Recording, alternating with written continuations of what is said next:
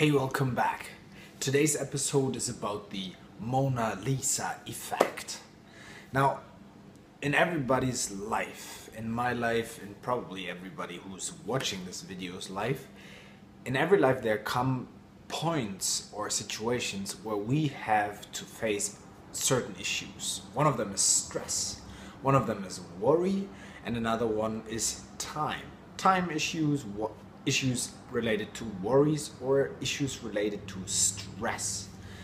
Now, I have been through all of them, and I bet everybody else has too. What I found and what I learned through my mentor is that sometimes we make them bigger as they are. My mentor, when I went to him and told him, look, I'm so stressed out, like I want to do so many things, but there is just not enough time, and I am worried that I'm going to fail, that I'm not going to achieve what I want to achieve. And he's calming me down and he says, well, you're pretty much caught up in the Mona Lisa effect. And I said, what is that exactly? And he said, well, the Mona Lisa effect basically is when you are too close to the picture that you want to have a look on. You're too close to what's going on. And for you to really see the full beauty and to really enjoy what you're seeing there, you have to actually take a step back.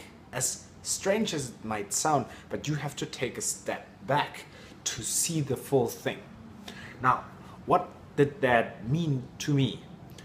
When I was stressed out, he told me to take a step back and write down everything that's stressing me out. And I did that, and then I was looking at the things that really stressed me out, and I automatically, while I was writing them down, came up with solutions to that stress, right? What I learned somewhere else in regards to time was that when you think you don't have time, which happens a lot, there's so much to do in just 24 hours per day. It's therefore how you use those 24 hours. When you think you don't have enough time, just take a pen and a paper and make a schedule. What is your schedule for, let's say, a week? Not too long ago, I had a conversation with a good friend in Berlin, and she was worried and she was so stressed out, and she was like, I don't have time for the stuff I want to do. I don't have time for the important things. I want to spend more time with friends or kids or whatever. And so what I suggested her to do, and she did successfully, she wrote down what she's doing. She wrote down a full schedule for her week. Monday, 8 a.m. wake up, blah, blah, blah, blah, blah. 10 a.m. meeting, 12 a.m. work, whatsoever. Like it's just a schedule. You can design and do it however you like, but write down what you do throughout the week. What that lady in Berlin realized is there is so much time, but if we don't plan it, somebody else will plan it for us, or something pops up and we'll fill that spot. We will do something. There is no such thing as just lay back and do nothing. Very few people really do nothing, even if they just think, or even if they worry, or even if they whatever. But most people do something 100% of the time. Therefore, write and schedule down and see on a piece of paper where their spare time is, where there is a spot where you can make time for friends.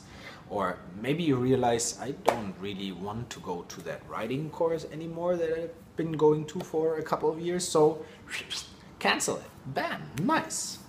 Next point is to worries.